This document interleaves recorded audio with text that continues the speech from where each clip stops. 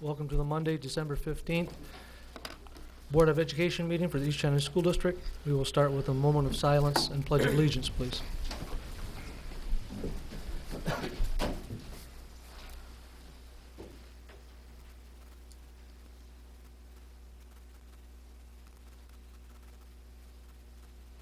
Thank you.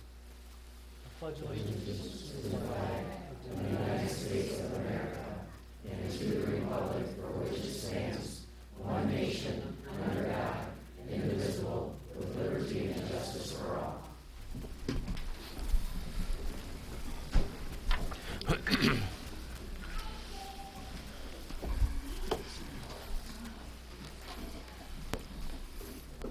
Next item on the agenda is items of interest and recognition and inquiry. First off, Board of Education members, anything to speak of? Okay. Mr. Folsom. I'd just like to wish everybody a Merry Christmas and a happy and blessed New Year. It's coming. That it is. Fast. Real quick. Dr. Skulka from administration. A couple of pieces of good news. Coach Ron Golodich was named Regional Coach of the Year last week. We just got that news. We're very proud of him and the accomplishments of both schools, but Mariners had an awesome season, and Ron richly deserves the honor. Also, Matthew Copley is a Marine City High School student who was selected to be a member of the State Honors Choir. So we want to recognize that achievement as well tonight. And then it's and tonight's bittersweet that we are also recognizing Mr. McNamee and Mr. Folsky for their years of service to the board, as this is their last board meeting, and President Bewar has some recognition to give to them tonight. Can I ask the two gentlemen to step down in front, please?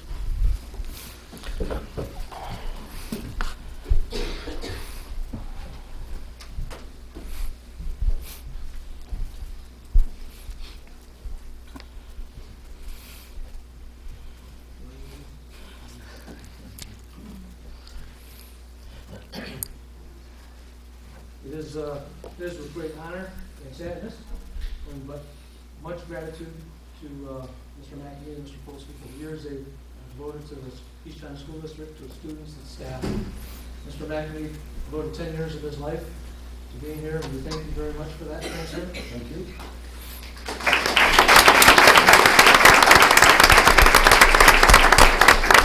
Mr. Folsky's coming right behind me, just finishes his 17th year. And we give you thanks for all that you've done for the district, for the students, for the staff, and especially for all the extra care you gave to Palms Elementary School.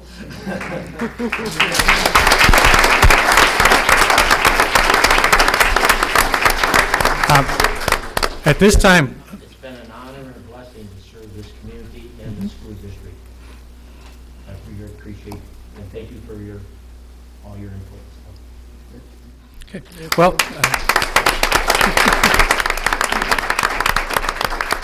at this time we want to take a short break so that those who made it out tonight might also give our departing members of the board who faithfully served over the last several years a thank you, maybe just a quick well wish and things like that. So we're going to break very quickly for a little bit of cake, and then we will resume the meeting.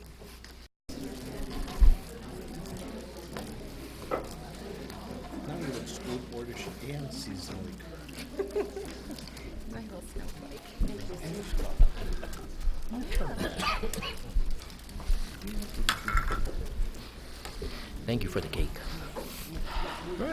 Thank you very much, and thank you for celebrating the number of years and dedication that these two gentlemen have had towards the supporters and the East China School District and its children. We thank you. Next item on our agenda is the academic spotlight, and that is Palms Elementary. Principal Mike McCloskey. Successful programs coming from data. Sure. Thank you very much, President Bewar, Dr. Skalka, members of the board, and the East China community. Thank you for allowing us to present tonight. First and foremost, I want to start off by the Palms polar bear paw print in the middle. Talks about our vision, and really that's what we talked about last year. We came up with a new vision for Palms, and it's perform, achieve, lead, master, succeed. And really everything that we do at Palms revolves around that vision. And tonight we're going to be talking about data as it supports successful programs, which is a very exciting topic. However, it does revolve back to that Palms Polar Bear vision. So performing data analysis, we are achieving goals of identifying our needs and our gaps. We have program creation, program leadership. We master our programs, which means we basically evaluate them year in, year out, and identify where we need more help, where we need more programming. And obviously, as it goes around, it all leads to success, and that's really our focus, not only at Palms, but here in the East China School District. So we're going to go ahead and get started really quick. Just a little bit of background on data. We get data from 3 distinct areas. Classroom data, that's your basic formative assessments, summative assessments, your basic classroom data. Cumulative files, which is basically trend data, and then your state standardized tests, the MEP, and we're very excited about our new M-STEP coming in April. So those are our 3 basic areas where we look at data, and not only at Palms Elementary, but everywhere. I mean, all schools, that's really where we get the main bulk of our data. So that's where our programming comes from. The heart and soul of our data analysis team is our school improvement team. I have 2 members behind me. I have Mrs. Lohorn and Mrs. Mychek, but also Mrs. Cabanilla and Mrs. Woodhouse also join our school improvement team. Data is not just viewed by our school improvement team. At Palms, we look at data basically at every staff meeting, every professional development, we discuss it. At SST meetings, evaluations, informal and formal. It is a day-to-day discussion about how to make programming better at Palms. Data produces specific areas of need. There are 3 main core curricular areas that we'd like to focus on today, and it's reading, math, and writing.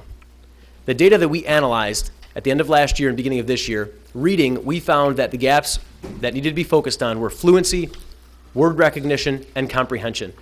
In math is basic facts, number sense operations, and with the implementation of our new math expressions series, we felt that it was very important to touch on that as well.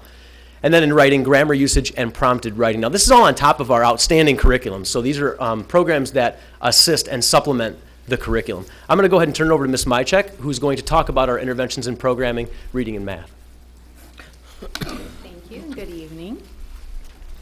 As Mr. D said earlier, we did a lot of analyzing and looking at data, and a lot of talking and discussions came from that, and these are the programs that we thought would best fit the needs of our students. The Reading Rocks program is a reading intervention program. It's a 15-hour program that meets for an hour or so after school a couple of times a week. Students were selected based on their F&P reading scores, MEP data, and teacher observation and recommendations. After that, we had a pool of students and we separated them into a lower and an upper L group. Therefore, the teachers instructing could focus their strategy lessons to more meet the needs of the students in those grade levels. The teachers are doing an amazing job supplementing what's going on in class, as well as putting creative, fun twists to the learning after school, incorporating technology. As our title says, reading rocks, and we want it to be fun and exciting for the kids, especially since they're doing it after school on their own time. Our first math intervention program is called Magnificent Math, and it's basically set up the exact same way as the Reading Rocks program. However, obviously, our focus is on math instruction and supplementing our new math expressions curriculum with that program. And then we have an additional math intervention called Homework Help that we're very excited about this year. This is targeting our 5th grade students right now, and it's based on all 3 areas of data: our state data, classroom data, as well as trend data. And you can see from the snapshot there of the graph, the 2 highlighted yellow areas are the proficiency scores for our current 5th graders in the areas of math when they were 3rd graders, and again when they were 4th graders. And you can see some tremendous gaps there, and we wanted to focus on that to bring our scores up and to help the kids that were struggling in that area.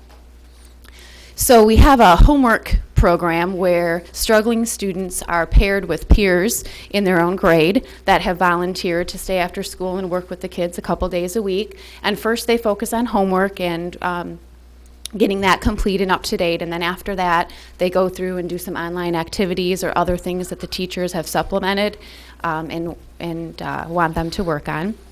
We have seen some really amazing success. It's really quite quite great. The kids are completing their homework on a regular basis. We're seeing better unit test scores, and the kids just seem to have a better understanding of math and the way they talk in the classroom. The math talk is coming along, so it's building their confidence, which is great.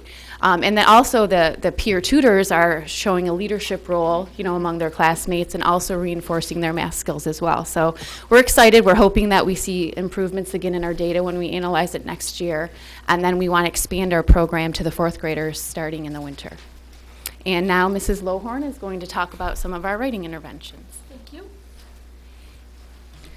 As Mr. D stated earlier, the school improvement team met and analyzed the data to come up with 2 areas in writing that we wanted to focus on.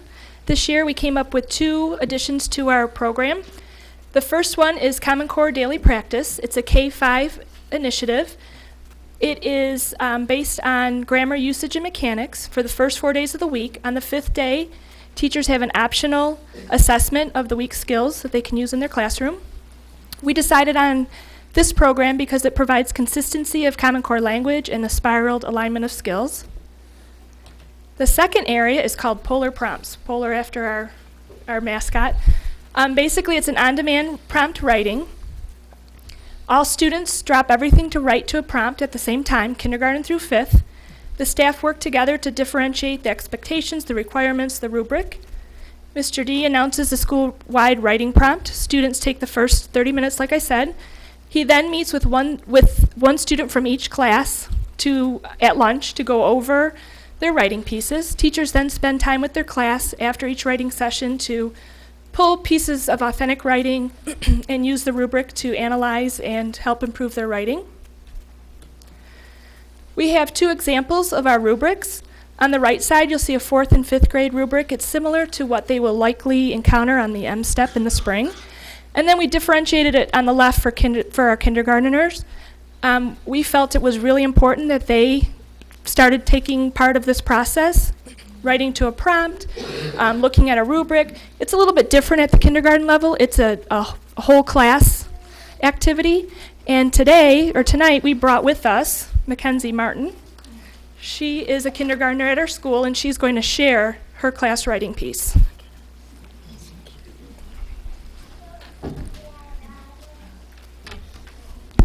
Go ahead, Mackenzie. At our Halloween party, we had fun with our friends. First, we made a witch hand with popcorn and cane corn. Next, we decorated our pumpkins and played games. Finally, we ate some treats. It was a fun day with our friends.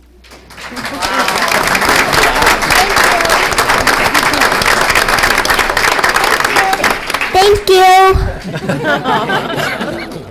Good job. I should just say thank you.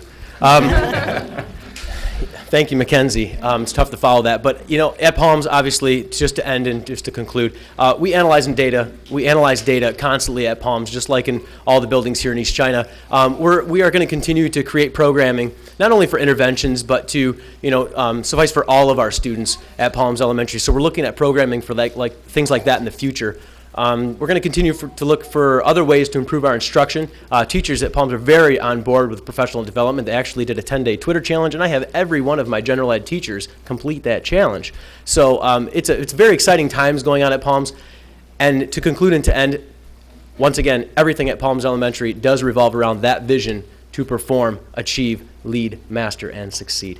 So on that note, which I say all the time, do I have any questions? Questions from the board? Got one. Mr. Kennedy. I just noticed a term in there that I have no idea what it is. Uh-oh. Spiraled alignment of skills. It is set up so certain skills are targeted at kindergarten and then 1st and then 2nd, and there's some overlap across K through 5. So we're hitting skills that if teachers were doing different activities or pulling their own resources, we might have some gaps. In this way, we can all be on board with the same same language, same skills, same program. Thank you. Fantastic program. Mr. D. Thank you.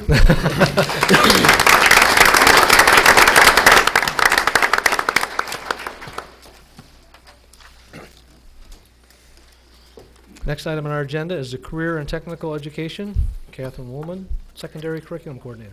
Good evening, everyone. That's a tough act to follow. Wow. I don't have any exciting writing for you, but I do have an update on our district career and technical education program. In East China, our career and technical education classes focus on business skills. So at St. Clair High, as well as at Marine City High School, we offer business classes.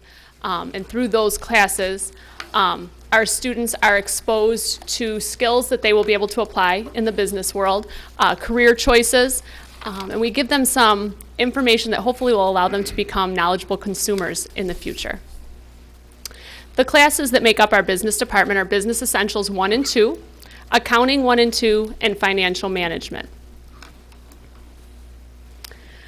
Currently, in East China School District, we have over 300 students between St. Clair High and Marine City High that are enrolled in business classes. We are hoping in the next 2 years to expand our career and technical education program to Riverview East as well, thus enlarging the number of students that we have participating in our program.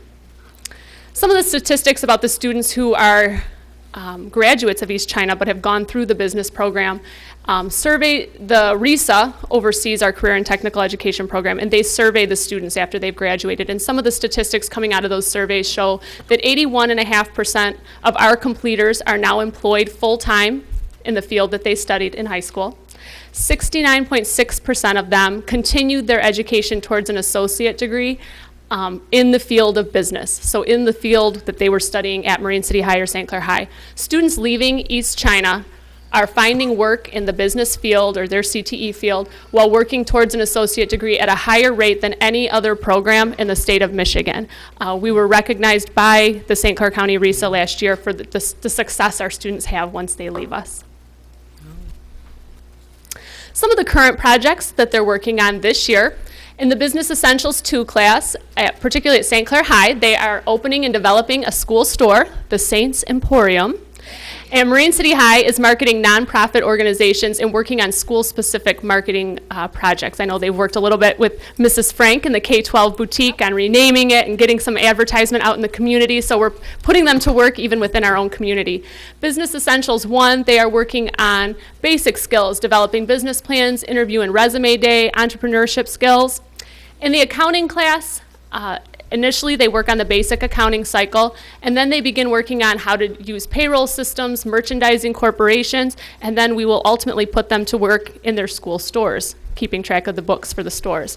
And finally, in financial management, this class allows students to earn career and technical education credit while also earning their senior math credit that the state requires for graduation. They participate and maintain an investment portfolio through an online stock market game, and they participate in an H&R budget challenge each year during second semester. Last year, we had our first ever East China business competition where we had about 50 students here at Central Office, students from St. Clair High and from Marine City High. They competed against each other in 3 areas last year: entrepreneurship, resume and interview skills, presentation management, and this year we're adding financial literacy. We were very excited last year. Our students did an absolutely phenomenal job. Mrs. Frank came out and helped us judge. Mr. Folsky was there to watch. If there's anyone on the board or in the community who's interested in coming and judging or lending a hand, we welcome everyone. This year's competition will be February 27th, and it will begin right here in the boardroom at 8:30 a.m. Our CTE programs receive very specialized funding from the state of Michigan. They bring in approximately $60,000 a year to East China, and the stipulation on those funds is that it has to go right back into that program. So that allows us to make sure that our career and technical education classes have state-of-the-art equipment, they have updated textbooks, that those students are allowed to have speakers come in, they attend field trips where they can have on-the-job training and shadowing each year. So we are very excited. They have in the last 2 years purchased iPad carts. They have purchased business simulations, which allow them to log in, and each student will receive a simulation of something that might happen should they own a business, or should they be working in the accounting field. Here's something you might encounter. How would you handle it? And so they get some very real-world training, and we're able to fund those through the funding that we get from the state of Michigan. And that is a quick update on our CTE programs. Any questions? Do we still participate in the BPA, Business Professionals of America program? We no longer participate in that competition because it was limiting the number of students that we could send. That's why we have our own competition here in East China, so that we can have as many students as possible participate. Fantastic. Thank you. Mr. Foles? Is this his grades, 11 and 12-year-old? Some classes are specially just for juniors and seniors, but other ones, the Introduction to Business Essentials, those are open to 9th graders as well. So 9th through 12th graders. Oh, okay. Thank you. Thank you. Thank you.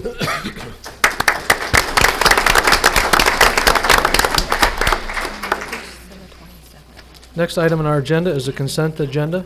Motion is in order for approval of minutes. December 1st, 2014 regular meeting, December 8th, 2014 special meeting, approval of payment of bills, financial statement, and schedule of investments. So move. Moved by Mr. Folsky, Support. support by Mrs. Murphy. All those in favor signify by saying aye. Aye. Opposed, same sign. Next item is recognition of persons wishing to address the board. I have 6 cards here, so I'll just start off. First one is Mr. Matt Brooks.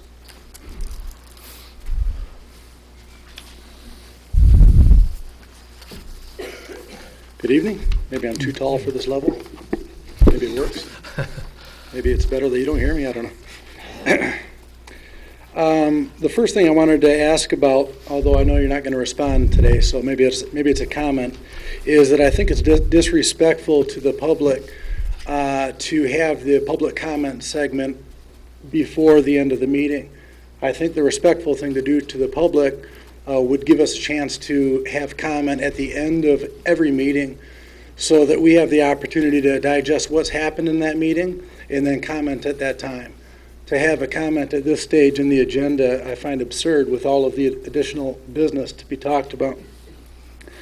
So being that you're not going to address that right now, I'm wondering if by the next meeting, if there's some change that could happen there, and if not, what needs to be done to move the public comment section to the end, whether that needs to be a public petition to change that. I'd be interested to know that next month. The second thing is, I wondered if the attendance records of all of the board members are published online somewhere and kept up every month. Chirp, chirp. I wondered what defines disrespect. I think it's scary when there's resolutions being talked about and certain penalties being talked about based on the word disrespect of other members, because that is in the eye of the beholder, and I think it's a scary thing when you have disrespect being measured by board members when dissent and differences of opinion are exactly what's needed amongst a board such as yourself. So really, I find it disrespectful that any of you would be accused of disrespect by any of the others, especially if it's to carry the water for certain special interest groups that might be felt disrespected. The last thing I'd like to do is to publicly thank Trustee Richley for his service to our country. Thank you. Thank you.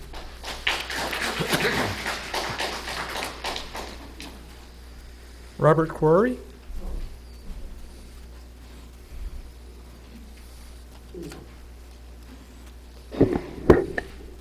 Wait a minute. I'll just wait. Okay, use it this way? Sure. My name's Robert Crory.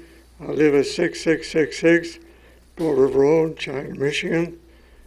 I'm here for a couple of things, and maybe it's the closure of Ellen Risby to be taken up at this meeting.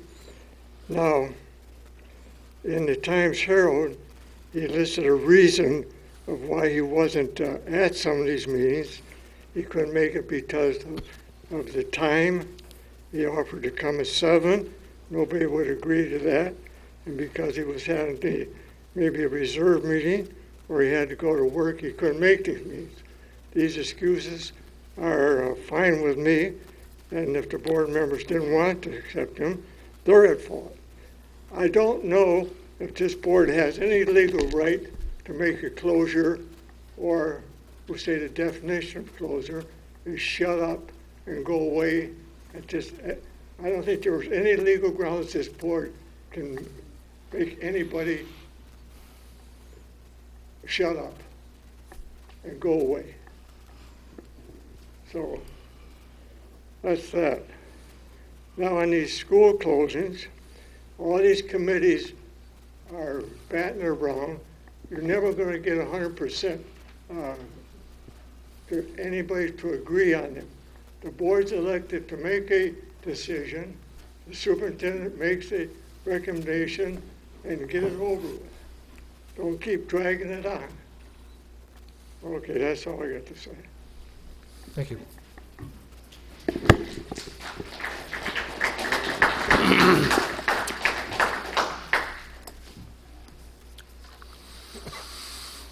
Next, Lisa Hendrick.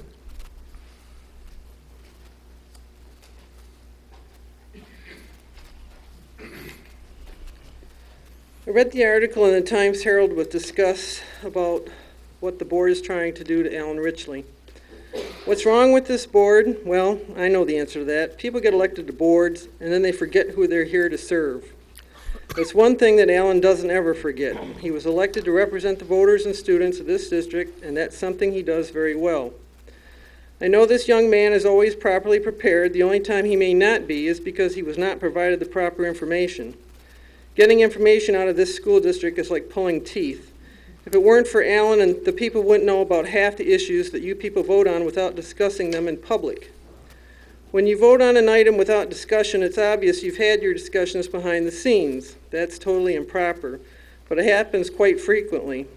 Also, discussing it by email can also be a violation of the Open Meetings Act. I'm an elected official from Rain City. I have to fight for the people in my community, just like Alan.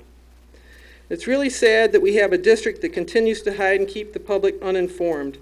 When you have meetings at 4:15 in the afternoon, you're assured that the majority of the people can't come because they work.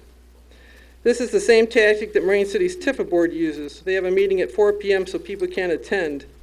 All other meetings are always at 7 p.m., so why can't this meeting be at 7 p.m.? Well, that's obvious. You don't want the people there so you can make decisions and then shove it down their throats and say, you should have attended the meeting. You had your chance, even though they didn't. This board needs to start doing things properly and out in public. Stop bullying Mr. Richley because you don't like that he keeps the public informed. You set a terrible example for the students at these schools. Start being more open. That's the only way you can earn the trust of the people like Alan has. As I recall, Mr. Beaver has missed a lot of the meetings, but I guess it's okay for him. It's also obvious that Mr. Longuski is right in your back pockets. What a shame. Alan won't go along with an issue if he doesn't feel it's in the best interest of the parents or the students. By having all this in the newspaper, you look extremely bad and very unprofessional. Please start conducting yourself like adults. You're the only ones who do not serve responsibly and represent the people properly. I know the people in this school district support and respect and know that Alan always does the best job possible for all of us. Thank you. Thank you. Courtney Chamberlain. Hello. I have been given the opportunity to serve on the elementary school closing committee. That experience has been eye-opening as it has provided myself and other members of the committee with the facts of East China School District's financial crisis. Enrollment is down.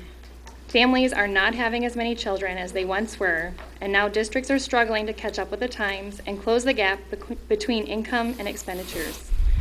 We are not the only district facing this problem. all across our state, schools are asked to do more with less money in relation to state mandates. Our problem is a lack of funding. East China is down over $7 million in the last 4 years. I urge all of us to contact our senator and local representatives and demand they work to reinstate the money our schools need for basic operation. Their contact information is located on the district's website. Second, I would like to talk about Trustee Richley and his conduct the past few months. The first meeting of the elementary school closing committee was Tuesday, October 7th at 4 o'clock. Including myself, there are 21 people that are on it. At that meeting, I sat next to Trustee Richley. To make sure, well, hold on one second. One of our first topics of discussion was the meetings, times, and days of the week. To make sure I am not remembering this incorrectly, I read over the minutes again. Trustee Richley did suggest moving the time of the meetings to later in the day to have increased public involvement. At no time in that discussion did he voice a concern about being unable to attend meetings because of his commitment to serving in the military. That was the only meeting Trustee Richley attended. He never gave a reason or notified the committee of his absence. On December 9th, he made a Facebook post that said, "I will not apologize for serving my country in the United States Army." In the comment thread, he alluded to having been in training during the meetings that spanned over the course of 2 months. It is my understanding that Trustee Richley serves in the United States Army Reserves. I may be mistaken, but I thought a reservist serves 1 weekend a month and 2 weeks a year. I thank Trustee Richley for making the honorable decision to serve our country. However, the math just doesn't add up. We all have obligations competing for our time and attention. The majority of the committee members made it a priority to show up and participate. If members could not attend, they made a call to explain their reason. I sincerely hope Trustee Richley is not being dishonest when he is stating he had military obligations at the same time he was expected to represent the East China School Board. However, it is my belief he has incited a crowd of supporters with misinformation. In addition to his continued absence, Trustee Richley began a social media campaign to question the integrity of the elementary school closing committee. On October 7th, the same date of the first meeting, he posted to Facebook, and I'm quoting, "What is the point of a committee if it is stacked with people that are already going to vote the way they are told anyway? I find this insulting. I have spent hours in meetings and at home poring over all of the information the committee was provided to make a school closing recommendation. I have 3 children. It is my job as their mother to be their advocate. That is why I'm here. I will fight for my children to have the education I want for them and that they deserve." I asked Trustee Richley this: why are you here? If you are here for some sense of power or entitlement, then you need to go. If your answer is anything other than for the good of our children, step down. You are not showing up. You are not prepared when you do, which translates to being uninformed. You are not helping solve the problems of our district. You are creating a distraction. That is the reason I support the board and superintendent in the motion to have you censored. Thank you.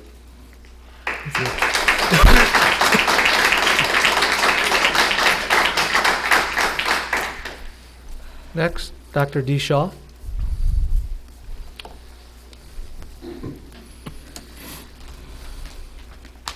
Thank you. Excuse me. Members of the board, President Bewer, Dr. Skalka. As a member of the East China School District community, I'm saddened by the Board of Education's need to present a resolution to censure one of its members. Having been a school board member in Oakland County and a superintendent in Montcalm County, I've dealt with a number of school boards in both of those positions and also as a private consultant. I've never experienced a situation like this, nor do I know of any district that has. Is this action justified? From time to time, deliberative bodies are forced to take action against members whose actions or behavior runs counter to the group's acceptable standards for individual behavior. As an educator, I tend to look at available information, at the research, at the responsibilities, conduct, and ethics of school board members. I trust that the board has considered some of the things I've found. Great school board members work as a team. They collaborate well with others and are respectful of other board members and their superintendent. The school board member conducts himself or herself in a respectful, collaborative manner in public. The school board member comes to meetings fully prepared for agenda items and discussions. I also discovered that the State of Maine School Board Association has a code of ethics that has been adopted by a number of school districts in Maine, by school districts in Ohio, and by school districts in New Jersey. Members of the board, as they are sworn in as board members, complete statements from this code of ethics. I'd like to share with you just some of them. I will make no disparaging remarks in or out of board meetings about other members of the board or their opinions. I will support a decision graciously once it has been made by the majority of the Board of Education. Excuse me.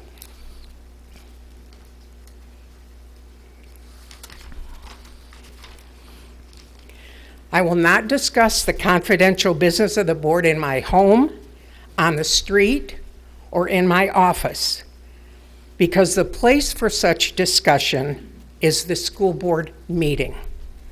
I will endeavor to attend every regular and special board meeting, recognizing that my presence means representation for my community. If I find that this is not possible for any extended period of time, I will give consideration to resigning from my position on the Board of Education.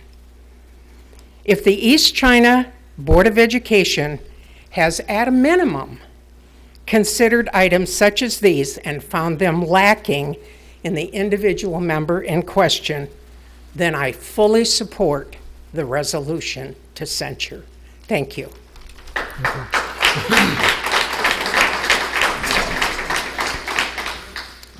Our last card, Mr. Eric Longuski.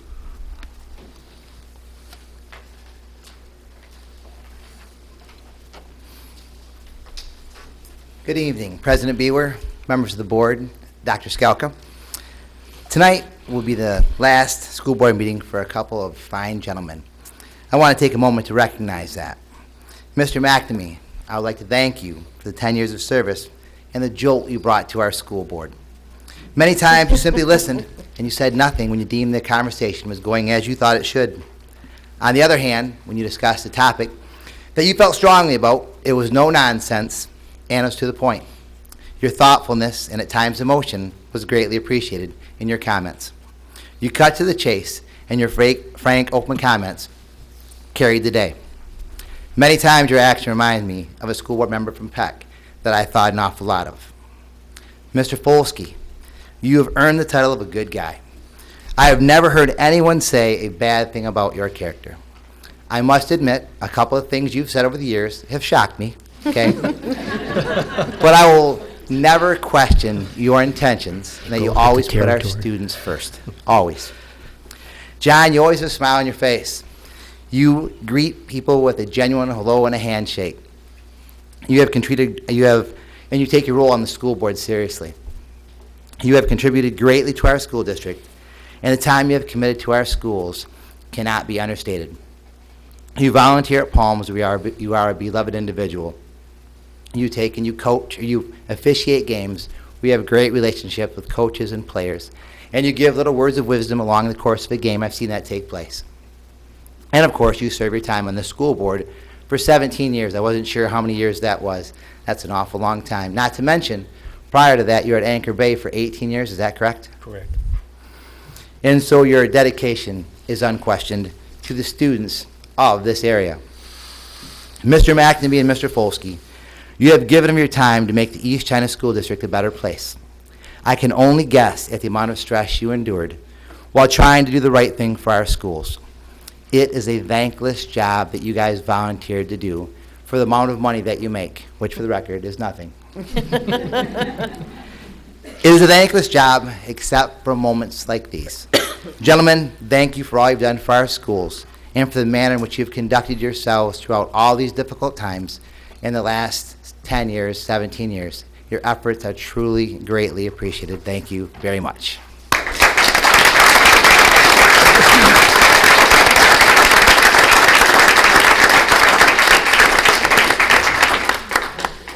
Thank you.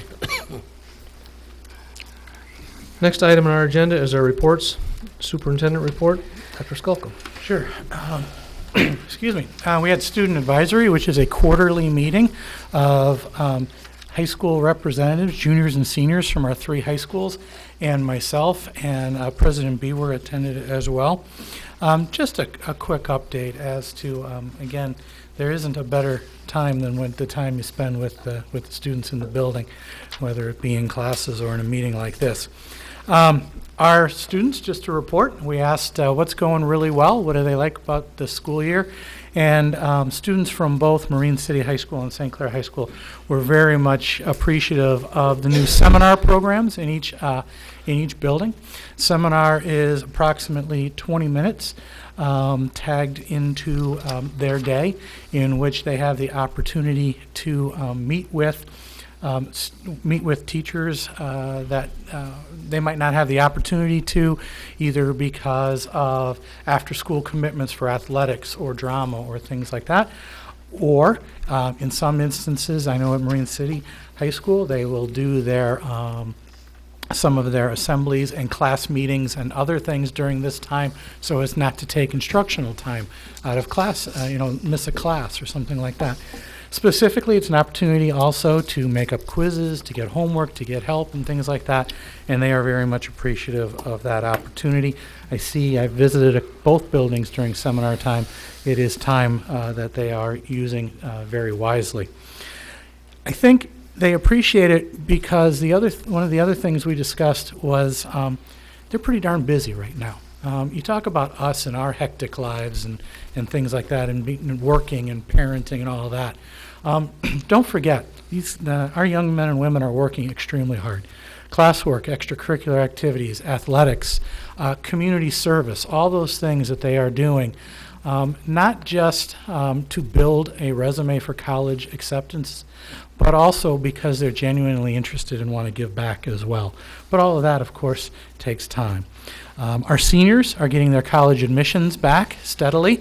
I know those who have applied to the University of Michigan, this is a big week for them. They should know by the end of the week, I believe, if timing is the same as each normal year is. Many have already received good news in the mail, and they have shifted gears from acceptances to auditions into maybe schools of music or theater in their colleges that they've been accepted generally to, or scholarships, and so they're working awfully hard. Juniors at the meeting. Classwork. Junior year is a tough year. They take extensive amounts. They probably have their hardest class schedule in the junior year in many instances, as they're preparing, again, for colleges. And they're also looking ahead at that March date when that ACT is coming up through the Michigan MME, which is now the My Whatever. And the reality is, that they're going to do very, very well.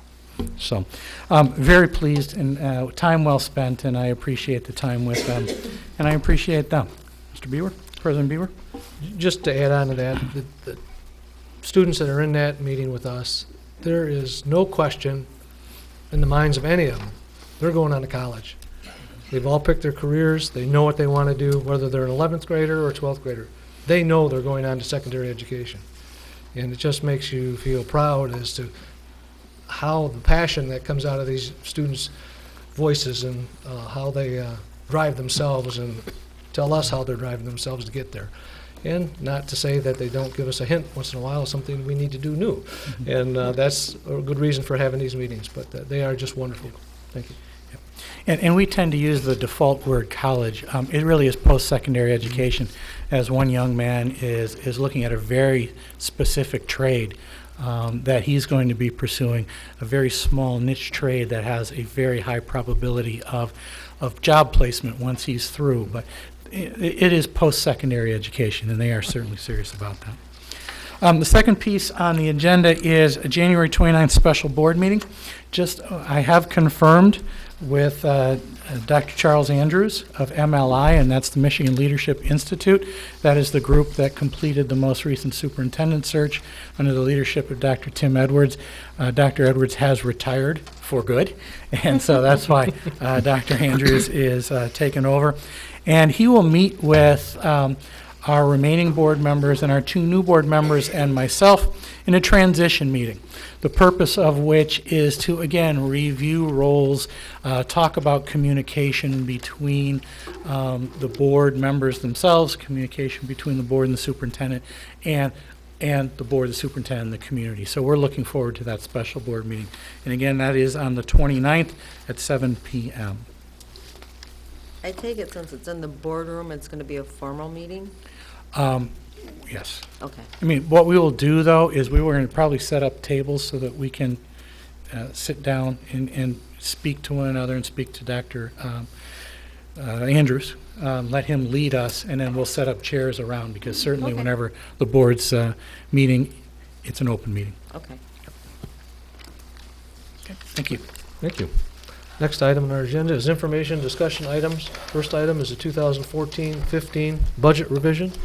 Ms. Tina Weglars. Good evening, President Bewer, trustees. Tonight I will be reviewing the proposed 2014-15 amended budget. This proposed budget is reflective of the anticipated updated revenues and expenditures based on our current pupil enrollment and the educational programs that we are currently providing. To begin with, I like to look back just a little bit and then to move forward. This slide is a 3-component comparison beginning with the fiscal year 13 and 14 audited or final numbers. It recognized revenues at just over $40 million, expenditures slightly higher at $40.6 million, and a use of fund balance at approximately $417,000. This left us with a fund balance of $4.5 million, or 11.1% of our expenditures. In June of last year, we adopted the original budget for 14 and 15 with revenues at $39.6 million, expenditures at 40.7, and at that time we are anticipating a use of our fund balance of $1.1 million, leaving us with a fund balance of just over $4 million, or 8.36% of our budgeted expenditures. This revision that I'm going to be reviewing tonight, revenues are slightly increased at $39.8 million. Expenditures are slightly decreased at $40.7 million, and a anticipated use of our fund balance at $900,000. That is a approximate $200,000 decrease in our use of our fund balance, leaving us with a remaining fund balance of over $4.07 million, or 8.87% of our budgeted revenues. To begin with revenues, some of our changes: foundation allowance. We originally drafted the budget based off of a decreased pupil enrollment of 100 students, but actual pupil enrollment decreased by 127, so we had to account for 27 less students. The net effect of this from taxes was $205,000. We also increased our revenues from MIPSTers, 147C and 147D. That was approximately $284,000. However, at this time, I need to remind you that these are pass-through funds. As we're recording the revenues, we also have to record the same amount in expenditures, so it has a net effect on fund balance. In addition, our categoricals had to be amended to reflect the decrease in the enrollment.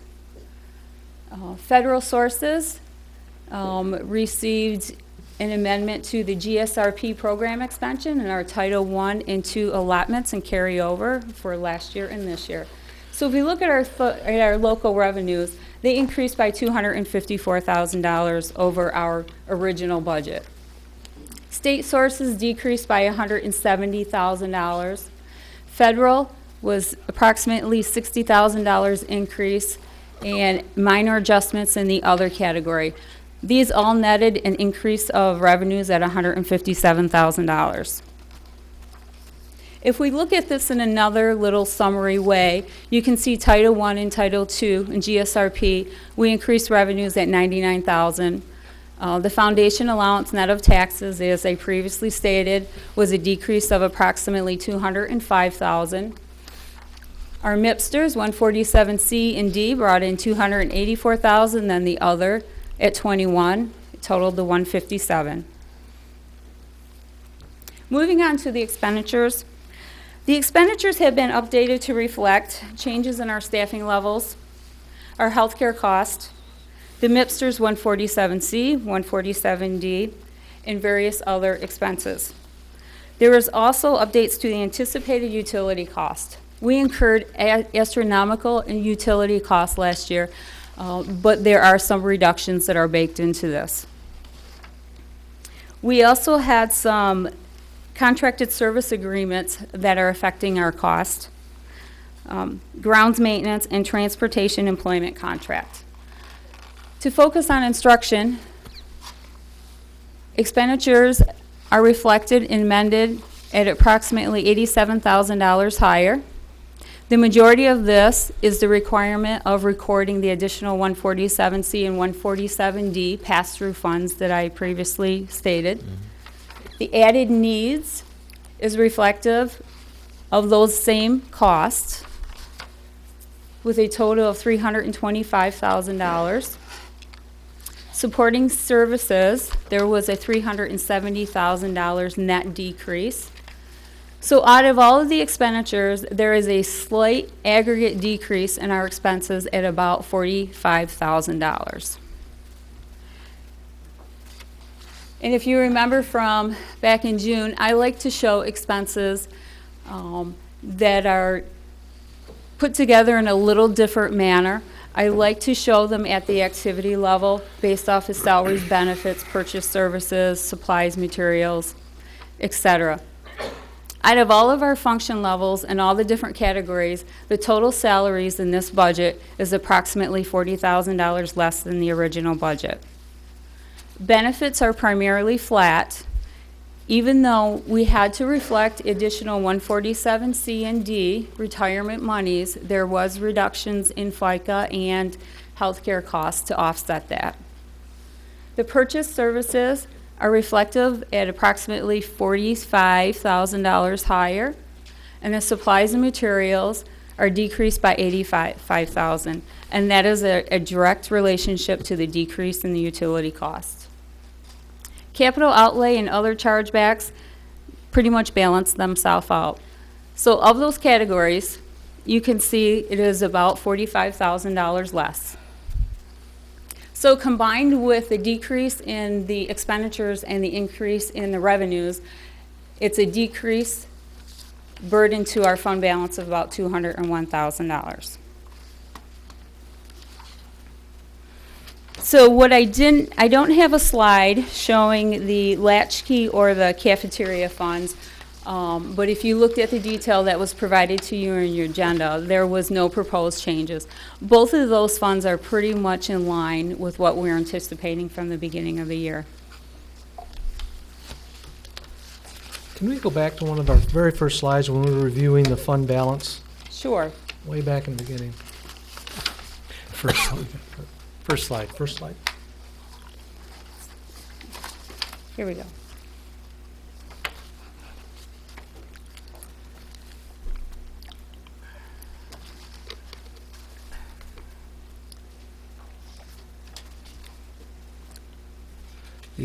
I think the middle slide, we've got just a, Do I have a slight error on that? yeah, on the, Okay. the 363. It's correct in the materials that were provided to the board.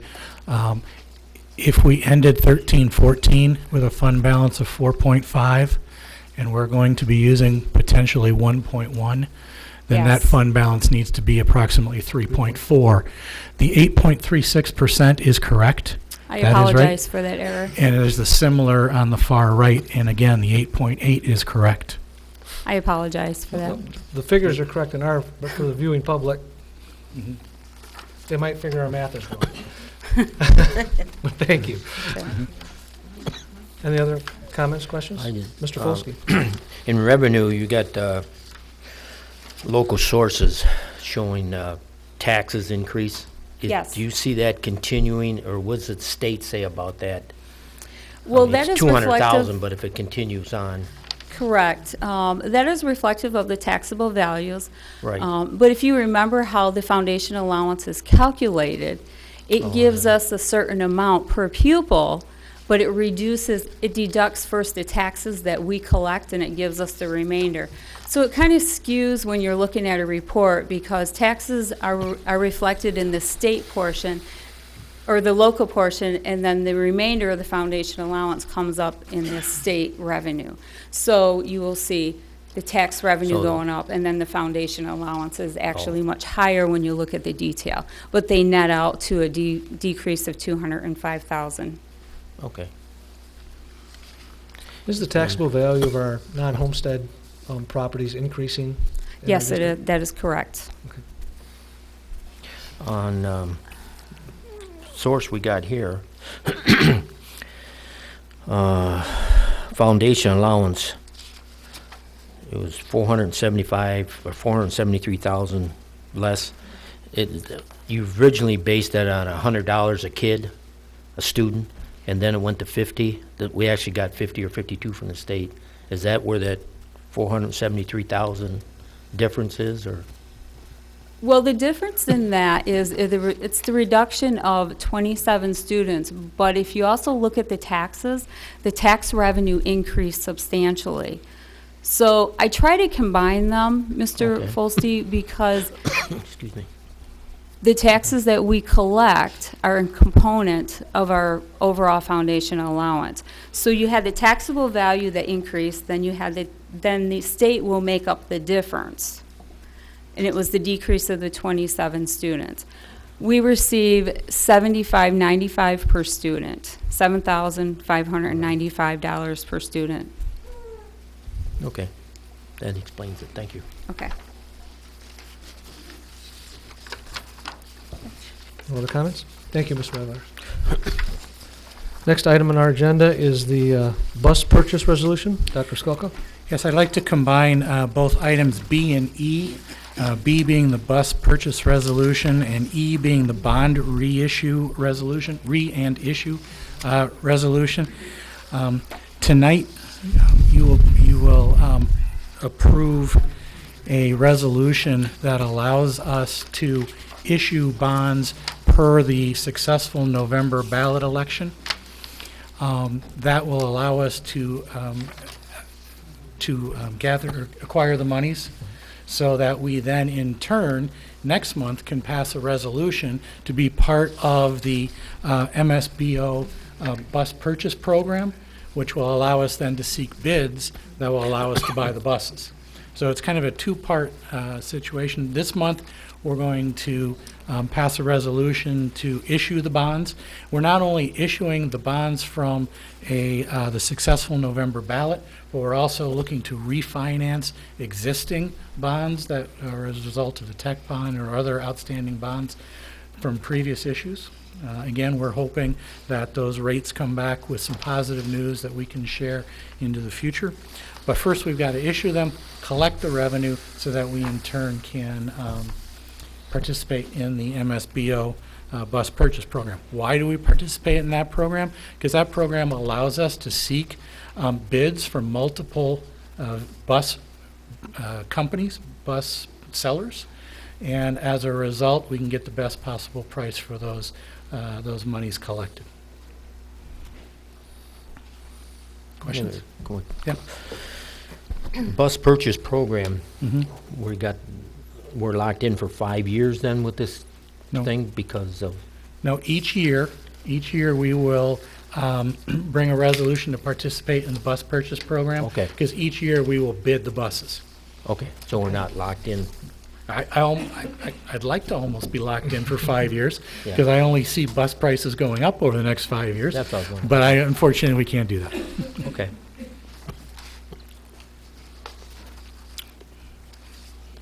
Comments, questions, anything else?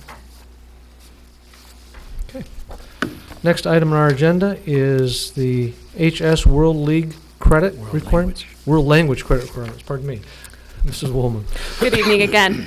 Currently, students in East China must earn 2 credits in world language in order to earn a diploma from us. The Michigan legislature recently passed legislation which allows for students to modify the world language graduation requirement if it does not fit their post-secondary plans.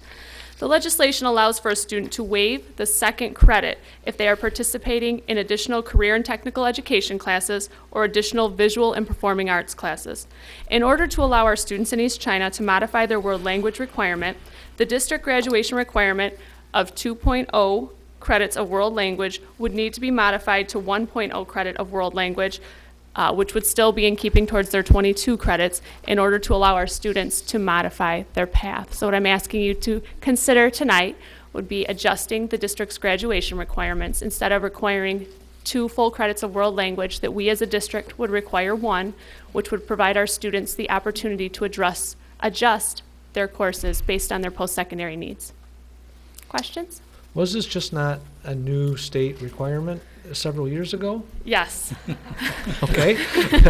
So So they must have heard from the students that said we want to be able to take more career-ready classes? yes, a lot of our students who are university bound will still take 2 credits. Most, U of M, Michigan State, they require the 2 credits for admission. However, our students who are going to a trade school, or our students who are going to a community college, or even some of our students going into the service, they don't need those 2 credits. And so what they're finding is they can't take the classes they would like to take in order to their goals, to further their goals. So for the students to waive this, it's just something done with the counseling in their own school? The counselors would keep track to ensure that if they're not taking 2 classes of world language, which the state requires, they're meeting the waiver, which would be additional CTE. So some of those business classes I talked about earlier tonight, or the tech classes up at the RISA, or they're taking additional visual, performing, or applied arts classes. I have a question. Yes, Mrs. Frank. If they change their mind and decide that they do want to go to college, what effect is that going to have? I mean, would they just take like a 101 class at the university or the college? So typically, students have decided their collegiate path by their junior year, which would give them a chance their senior year to do that. The other option would be they could take an online class during their summer prior to entering college. Okay, great, thanks. Does this have any effect on RISA, or Riverview East, I'm sorry? It does, in that it would allow the students at Riverview East to alter their course schedule, Okay. so they would not be locked into the 2 years of Spanish, since we only offer Spanish to them. They would be able to take additional arts classes or enroll in the tech center if their schedule allows it. Okay. Anything else? Okay, thank you. Thank you.